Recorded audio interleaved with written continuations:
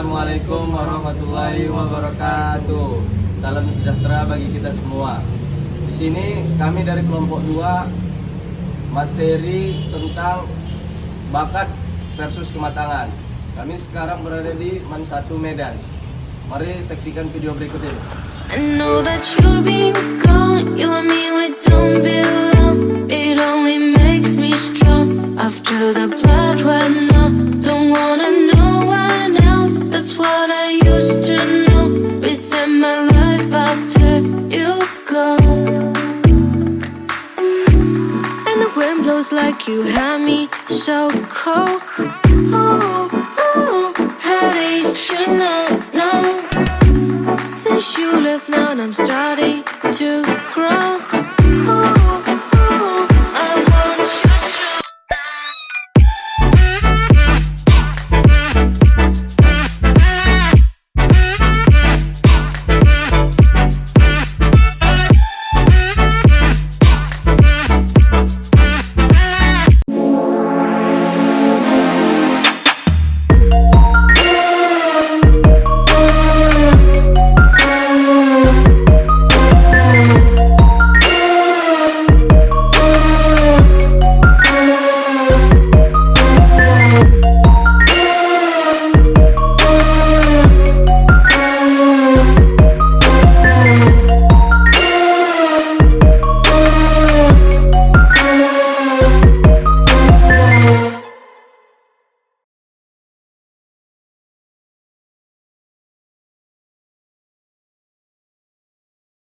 Assalamualaikum warahmatullahi wabarakatuh.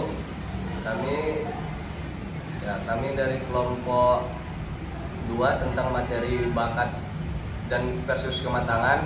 Di sini kami telah berada di sekolah Man 1 Medan bersama Ibu Vera Andriani. Bu Vera Andriani. Baik. Baik Bu, di sini ada beberapa pertanyaan yang ingin kami ajukan.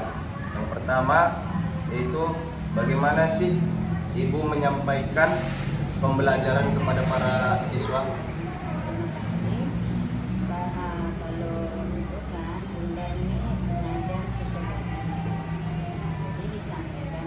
Jadi 2 mata pelajaran, sosiologi dan geografi. Tapi kalau sosiologi itu kan ilmu masyarakat. Jadi disampaikan dengan contoh-contoh kasus yang ada di masyarakat. Tapi kalau geografi harus kalangan alam, ya kan? Bisa berarti gitu.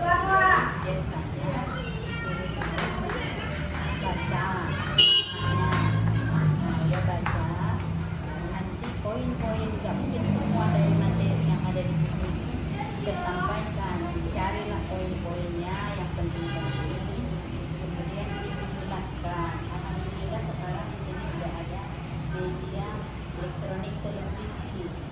Jadi setiap kelas kita bisa langsung buka YouTube.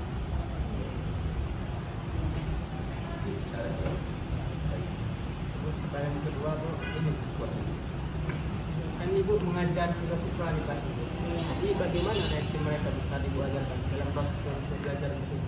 Alhamdulillah mereka senang karena dengan kasus, kalau misalnya sosiologi dialami mereka dalam kehidupan sehari-hari tentang interaksi, toleransi, empati, ya kan? Jadi kita buat kasus dan kemudian apakah kamu pernah mengalami ini dalam kehidupan sehari-hari? Jadi mereka bermanfaat betul ilmunya, ya kan? Karena akan dialami mereka. Terus demikian juga semua ilmu itu pasti bermanfaat. Kalau geografi juga seperti itu. Apalagi misalnya sekarang ada gunung meletus, banjir, kemudian gempa bumi, ya kan? Jadi kalau kita pelajari, kemudian mereka juga bisa melihatnya dengan kenyataan, mereka serius. Alhamdulillah banyak murid muda yang masuk di antropologi, ya kan? Sosiologi itu kan, karena dia meminati mata pelajaran itu, dan banyak juga masuk ke geografi. Ini Diteladani gitu. ya, jadi kita itu harus banyak memberi contoh, jangan terpaku kepada buku, terus kasih kasusnya. Contohnya ini, pernah kalian mengalami ini?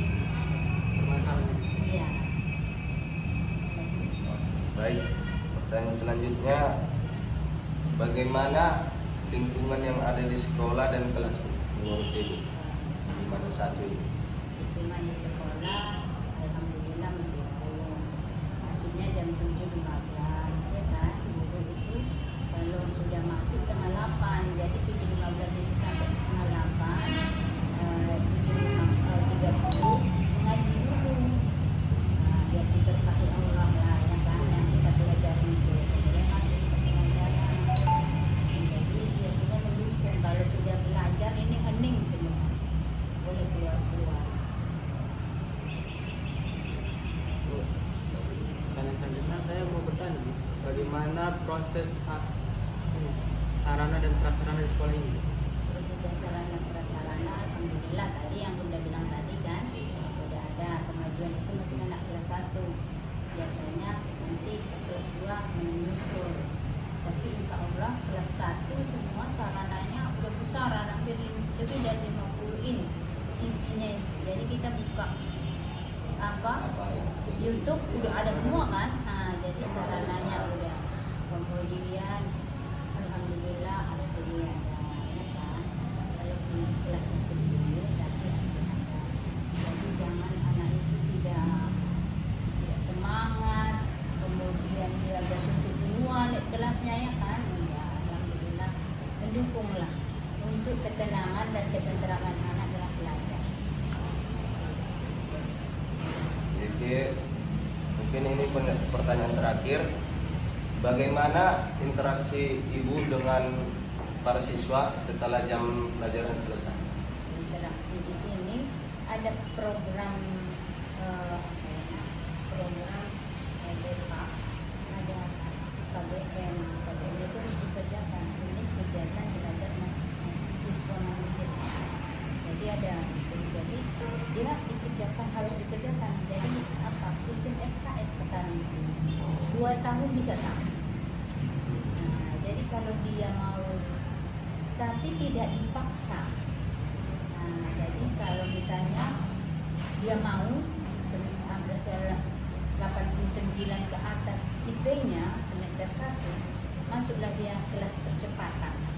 Kelas percepatan. Jadi UKBM itu di luar dari kegiatan belajar. Jadi dia kerjakan di rumah, dikasihnya waktu jam belajar, di luar jam belajar.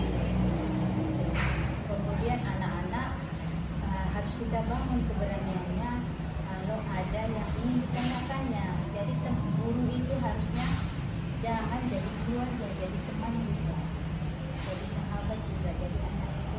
Tapi kita harus garis bawah ya, ada benang merahnya. Jangan dianggapnya kita di kelas jadi teman, jangan, iya kan? Ada benang merah yang ada, pandai menempatkan sesuatu pada tempat. Nah, itu. Tapi kalau misalnya di luar, kayak ini sekarang kalau kita bersama bolehlah ya kan? Itu silaturahmi lah itu. Bukan berarti anak itu kita menang sama kita bukan. Tapi kalau kita dekat sama anak, dari guru ya kan? Itu nanti dia pikirnya itu kalau dia ada masalah sama siapa lah saya curhat di tempat. Jadi di situ kita lihat anak itu sini lah ada masalah itu kan di luar jam belajar ya kan, atau kenapa saya malas belajar, dibikin dia problema yang dialami anak-anak bukan hanya pergaulan pada enggak ya Pak, berdampak. Jadi kita harus jadi motivator juga ya kan, untuk anak itu sering apa motivator. Kadang-kadang anak-anak sekarang bicaranya itu kurang sopan, jadi kita harus perbaiki ya kan. Kamu belajar, kamu bukan orang pasaran. Itu orang menilai kita itu awalnya dari percakapan, komunikasi kita. Jadi orang simpati ya kan. Nah itu semua nah. Jadi guru itu semua harus diingatkan ya kan, sebagai generasi penerus kan. Baik, terima kasih. Kami ucapkan yang sebanyak-banyaknya Bu. mungkin sekianlah dari hasil wawancara kita ini. Semoga mendapat keberkahan dari Allah Subhanahu wa taala. Sekian dari kami.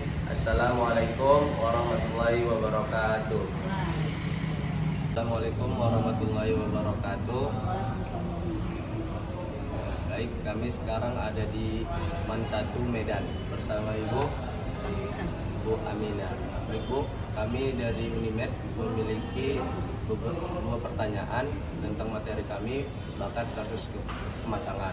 Yang pertama, bagaimana sih Bu sekolah mendukung bakat-bakat yang dimiliki oleh para peserta didik di sini? Sekolah untuk mendukung bakat anak-anak, sekolah biasanya membuat ekstrakurikuler banyak.